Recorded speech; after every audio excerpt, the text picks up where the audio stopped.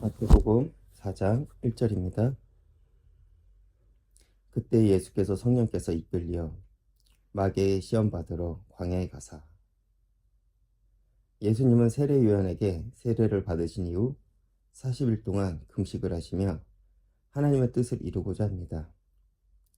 그런데 성경은 예수께서 성령 충만함을 입어 그리고 성령에 이끌리시어 광야로 마귀에게 시험을 받으러 가신다고 기록을 합니다. 이것은 우리가 기대하는 장면이 아니죠. 세례를 받고 성령이 임했다면 이제 곧바로 하나님의 역사가 시작되어야 하는데, 성경은 성령께서 인도하신 길이 광야이고 사단에게 시험받는 자리라는 것입니다. 우리는 이것을 이해하지 못하면 신앙생활을 이해하지 못합니다. 많은 성도들이 신앙생활을 시작하면 이런 생각을 합니다. 은혜를 받고 성령의 충만함을 받으면 이제 모든 것이 잘 돼야 되고 어떤 것도 문제가 없을 것이라고 기대를 하죠. 그런데 현실은 어떻습니까? 은혜를 받고 그 다음날 우리에게 더 큰 시험이 찾아올 때가 많습니다. 예배를 드리고 나왔는데 더 힘든 상황이 기다리고 있을 때가 있죠. 그때 우리는 당황하고 흔들립니다. 내가 뭔가 잘못된 것인가? 하나님이 나를 외면하는 것이 아닌가? 라고 우리는 생각하기도 합니다. 그런데 오늘 본문은 그것이 하나님의 방법이라고 우리에게 말씀합니다. 물론 우리에게 시험을 주는 주체는 마귀입니다. 마귀는 시험을 통해 우리를 넘어뜨리려고 합니다. 그런데 오늘 본문에서 중요한 것이 있습니다. 시험을 받으러 광야길로 인도한 주체가 누구입니까? 바로 성령이라는 것입니다. 마귀가 예수님을 광야로 끌고 간 것이 아니라는 것입니다. 성령께서 그 자리로 이끄십니다. 이것이 무슨 말일까요? 즉, 하나님은 마귀의 시험을 허락하셨다는 것입니다. 왜 그렇습니까? 하나님은 그 시험을 통해 내 안에 있는 것을 증명하기 위해서입니다. 마귀는 예수님께 세 가지를 시험합니다. 첫 번째는 돌로 떡을 만들라는 것입니다. 40일 금식하신 예수님은 굉장히 배가 고프셨을 것입니다. 그렇기에 하나님의 능력을 사용하여 배고픔을 해결하라는 것입니다. 그리고 두 번째로 성전 꼭대기에서 뛰어내려 천사들의 도움을 받아 보호를 받으라는 것입니다. 하나님을 시험하라는 유혹이죠. 그리고 세 번째로 자신에게 엎드려 경배를 하면 천하 만국을 다 주겠다는 것입니다. 하나님 없이 영광을 취하라는 것입니다. 이 세 가지 시험은 모두 다른 것처럼 보이지만 사실 이 시험의 본질은 한 가지입니다. 바로 하나님께 순종하지 말라는 것이죠. 하나님의 방법이 아닌 다른 방법으로 살라는 것입니다. 하나님 때를 기다리지 말고 지금 당장 내 방법으로 너의 삶을 해결하라는 것입니다. 그렇다면 예수님이 이 시험을 통해 증명하고자 하는 것도 결국 한 가지입니다. 그것이 무엇입니까? 바로 나는 하나님으로 산다는 것입니다.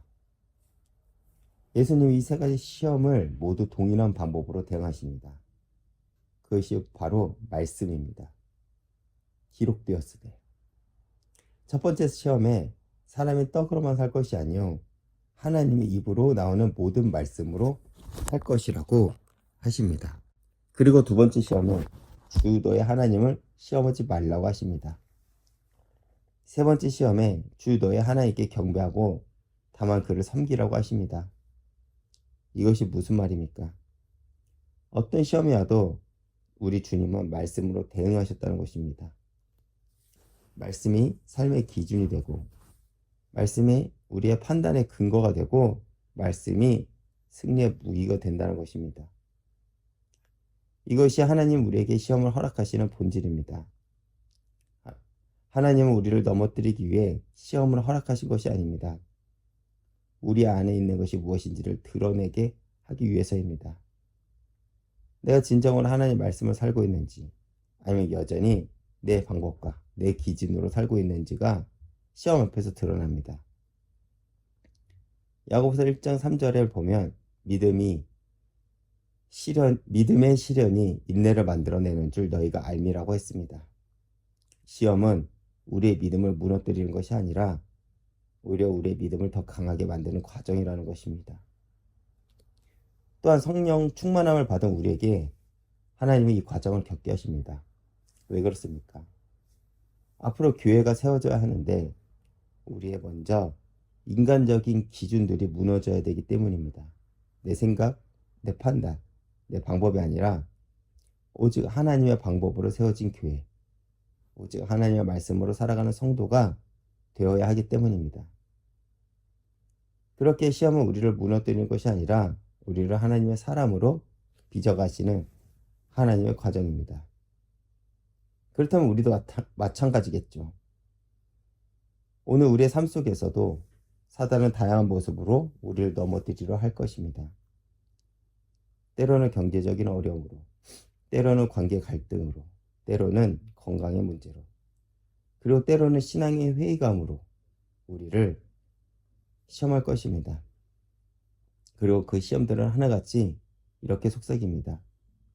하나님의 방법 말고 너의 방법으로 해결해라.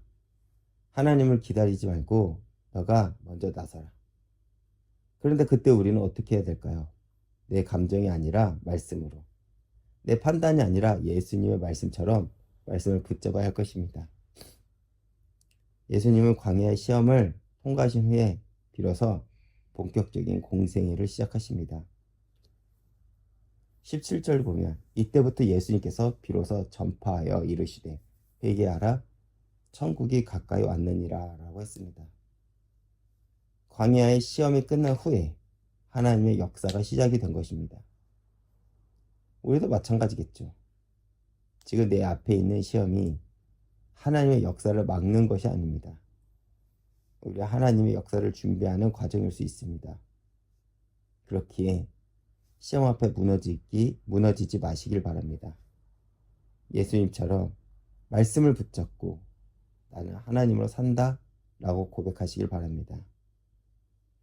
오늘 이 말씀을 기억하시면서 하나님의 말씀에 오늘도 순종하며 예수님을 나의 그리스도라 고백하는 하루가 되길 기도하겠습니다.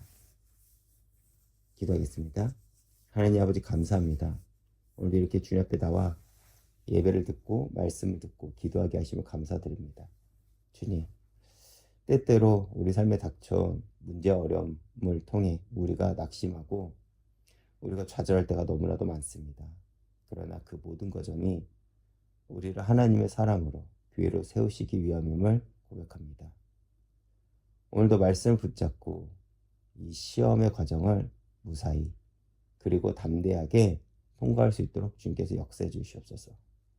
마침내 우리를 통해 이 땅 가운데 하나님의 교회가 세워질 수 있도록 주님께서 역사해 주시옵소서. 감사드리며 예수님 이름으로 기도했습니다. 아멘.